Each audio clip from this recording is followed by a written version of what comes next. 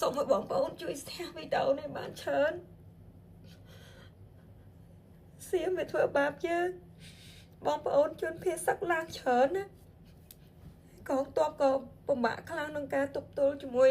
អាចោសៀមខ្ញុំសម្រេចចិត្តតាមសំណូមពរបងប្អូនបើកទទួលជំនួយដែលបងប្អូនចង់ជួយតាមសេអូនតែខ្ញុំអត់ទទួលលុយបងប្អូនណាខ្ញុំទទួលតែសម្ភារៈដែលជាចាំបាច់ជាតម្រូវការភ្លាមហើយខ្ញុំសុំមួយទៀតខ្ញុំអត់បានផុសវីដេអូផុសស្លឹកអីបញ្ជាក់ជូនបងប្អូននេះហេតុផលជំនួយរបស់សេអូនគឺខ្ញុំមានបងបណ្ដាញនៅខាងក្នុងគាត់មកទទួលនៅកន្លែងសុវត្ថិភាពហើយយកចូលក្នុងនេះហើយដែលហេតុផលខ្ញុំជួយវគ្គមុនខ្ញុំអត់សូវផុសខ្ញុំមានហេតុផលដោយបងប្អូនមួយចំនួនដឹងថាខ្ញុំជួយត្រង់សេជួយលេនឋានការពារអាយុជីវិតតាហ៊ានសម្រាប់បងប្អូនដែលទុកចិត្តស្រីអូនបងប្អូនអាចយកជំនួយរបស់បងប្អូនមកដាក់នៅក្រុមហ៊ុនរបស់ស្រីអូនផ្ទាល់នៅផ្លូវ271កែង371ចិត្តជីបម៉ុងចិត្តបរិយជីបម៉ុងម្ដុំបឹងតពុនខ្ញុំចង់វិញទីតាំងខ្លួនឯងទៀតបងប្អូនប៉ុន្តែសួរបានបងប្អូនផ្លូវ271កែង371 Google បងវាយមកសំណធម្មជាតិគឺចេញហើយខ្ញុំសូមបងប្អូនណាទុកចិត្តស្រីអូនថាជំនួយដែលបងប្អូនជួយតាមស្រីអូននេះគឺដល់កងទ័ពជួមមុខដល់បងប្អូនភៀសសឹកដែលគាត់កំពុងលំបាកខ្វះខាតពិតប្រកបច្បាស់ហ្មង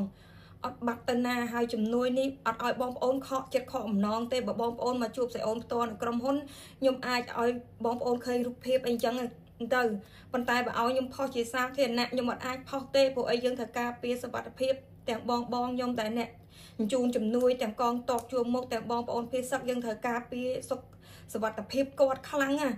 សូមឲ្យបងប្អូនជួយ share វីដេអូនេះឲ្យបានច្រើនហើយខ្ញុំសង្ឃឹមថាខ្ញុំនឹងទទួលជំនួយបានច្រើនដូចគ្នា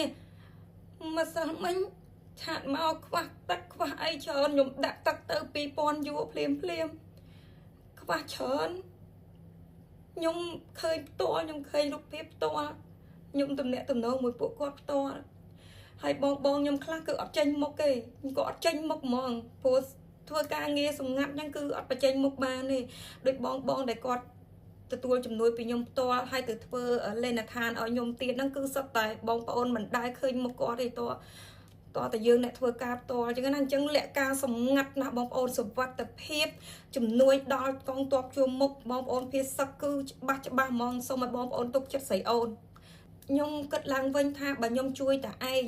ជំនួយរបស់ខ្ញុំនៅជួយដដែលប៉ុន្តែបើសិនជាខ្ញុំបន្ថែមទទួលជំនួយពីបងប្អូនទេខ្ញុំគិតថាអាចនឹងបានច្រើនតាមតម្រូវការដែលគាត់ចាំបាច់ត្រូវការច្រើនណាស់ព្រោះអីបងប្អូនឲ្យតាក់ទងមកច្រើនណាស់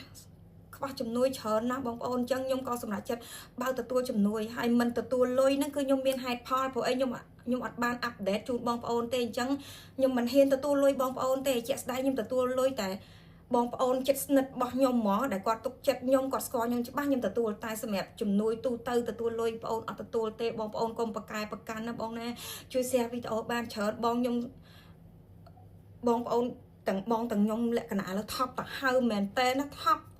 តើឥឡូវយើងពួតដៃគ្នាបងយើងពួតដៃគ្នាធ្វើការងារនេះជួយជាតិយើងសិនបងយំតែប៉ុន្តែយំធ្វើការទៀត